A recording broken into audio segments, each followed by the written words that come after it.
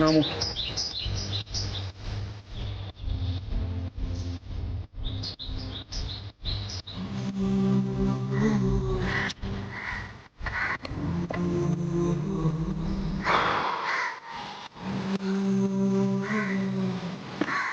ABC তো দিয়েছে, এবার চেক করি তো।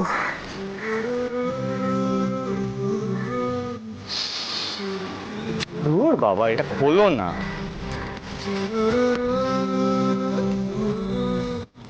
দেখি দাও, এটা দাও।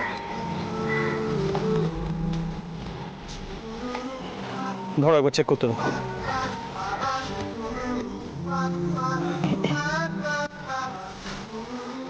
ফোন করি তো। হ্যালো, হ্যাঁ ম্যাম, আমি সিদ্ধেশ্বর মতো গ্রুপ থেকে বলছি। হ্যাঁ, আপনি মিষ্টি অর্ডার করেছিলেন। হ্যাঁ, আমরা চলে এসেছি ডেলিভারির জন্য। না, আপনি যে অ্যাড্রেসটা দিয়েছিলেন ওই অ্যাড্রেসেই দাঁড়িয়ে আছি। একটু কনফিউজিং তো, একটু ডিরেকশন দিয়ে দেবেন আমাদের? কোন বাড়িটা এক্স্যাক্টলি বুঝতে পারছি না। আচ্ছা। ও ও আচ্ছা আচ্ছা আচ্ছা, হ্যাঁ হ্যাঁ হ্যাঁ, আমরা ওই বাড়িটার সামনেই আছি। আপনি আপনি আপনি একটু নিচে আসুন না। হ্যাঁ হ্যাঁ হ্যাঁ হ্যাঁ, please ma'am. Okay, thank you thank you. এই বাড়িটা, চলো চলো চলো।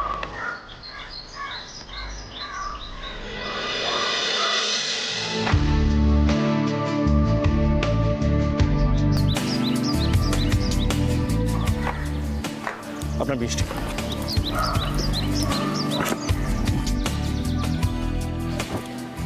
এই যে ম্যাডাম আপনার পান্তুয়া, আর এই আপনার মনোহরা। অনেক অনেক ধন্যবাদ আপনাদের দুজনকে। আর সিদ্ধেশ্বর মদক এই যে নতুন সিস্টেমটা চালু করেছে, এটাই তো আমাদের জন্য অনেক। ম্যাম, মিষ্টিটা খেয়ে আপনাদের ভ্যালুয়েবল ফিডব্যাকগুলো একটু সাইটে লিখে দেবেন ম্যাম। Thank you. নিশ্চয়ই নিশ্চয়ই। তবে আপনারা নিজেরা যেইভাবে ডেলিভারি করছেন এটা কিন্তু সচরাচর দেখাও যায় না। আর এটা দেখে ভালো লাগছে যে বাঙালিদের মধ্যে এখন একটা ব্যবসার উৎসাহ আছে। সবই আপনাদের আশীর্বাদ ম্যাডাম, দরকার পড়লে আবার অর্ডার করবেন। একদম। আসি। Thank you.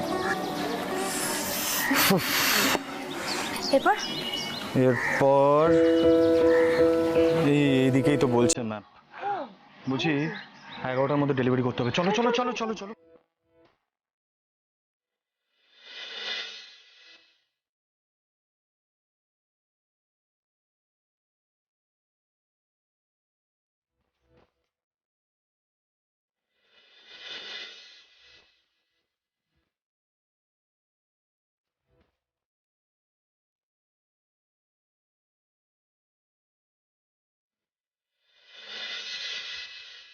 এই যে আপনার তালশাঁস আর পান্তুয়া।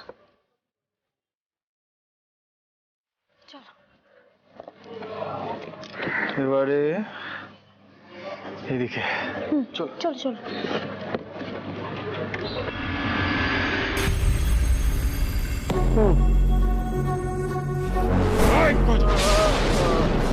অনেকক্ষণ ধরে এক কথা জিজ্ঞেস করে যাচ্ছি, কিন্তু কথা বল। এই সোনা তোর কাছে কোথা থেকে এলো বল। আমি তো তখন থেকেই বলে যাচ্ছি স্যার, আমি একটা সোনা পাচার চক্রে কাজ করতাম, সেখান থেকে এনেছি সোনা।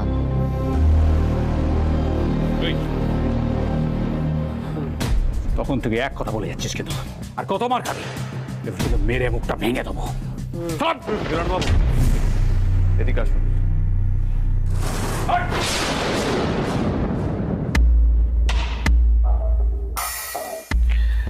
বাবু, আপনি যেমন ইন্টারোগেশন চালিয়ে আছেন চালিয়ে যান। এর মুখ থেকে আজকের মধ্যেই আসল অপরাধীর নামটা বের করতেই হবে। দেখুন, আমি চাই না বিনা কারণে কোনো ছোটখাটো লোকের শাস্তি হোক, তবে আসল অপরাধীর শাস্তি হওয়া দরকার।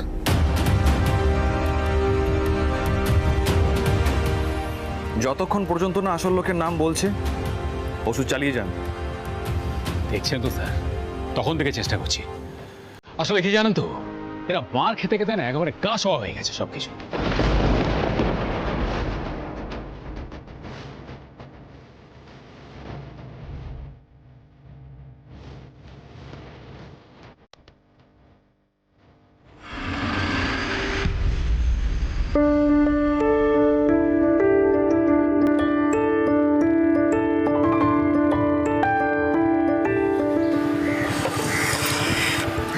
পাচ্ছি না, জানো তো মিঠাই, আর ভালো লাগছে না। খিদে চোটে পেটটা কেমন একটা করছে, গাটা গুলাচ্ছে ভালো। সে কি গো, তোমার খিদে পেয়েছে? তাহলে চলো কোথাও গিয়ে খাবে। আরে মিঠাই, তুমি তো জানো আমি সব জায়গায় গিয়ে খেতে পারি না, আনহাইজিনিক লাগে। দেখো, চায়ের ব্যাপারটা আলাদা, ওটা একটু বয়েল করে আমরা বানিয়েছিলাম, দ্যাটস ফাইন। একটু বড় রেস্টুরেন্ট হলে আলাদা ব্যাপার, যেখানে সেখানে বসে না খাওয়াটা আমার পক্ষে সম্ভব না। আর তার চেয়েও বড় কথা, প্রবলেমটা তো এখনো সলভ হয়নি, রাইট? এখন খাওয়া দাওয়া ছাড়া বাদ দাও। বুঝেছি, সিঁড়ি বয় এখন সংসারী হয়ে গেছে কিনা, তাই বাজে খরচ করতে চাইছে না। কিন্তু খিদে পেলে তো কিছু খেতেই হবে নাকি? দাও, আমি দেখছি মানে মিঠাই বলছি, আমি বরং গিয়ে ফল টল কিনে আনি না, বেটার হবে।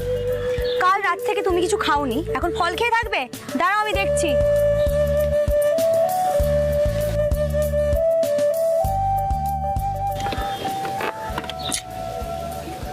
ইম্পসিবল, এই হোটেলে বসে সিদ্ধার্থ মোদক খাবে?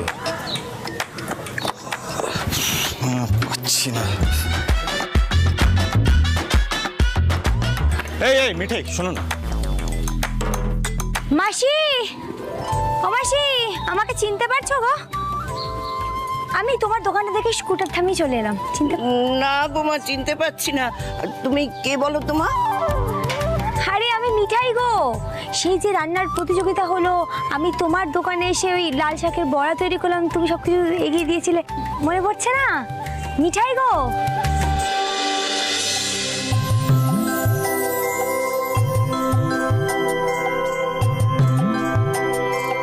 ও হ্যাঁ হ্যাঁ, এবার মনে পড়েছে।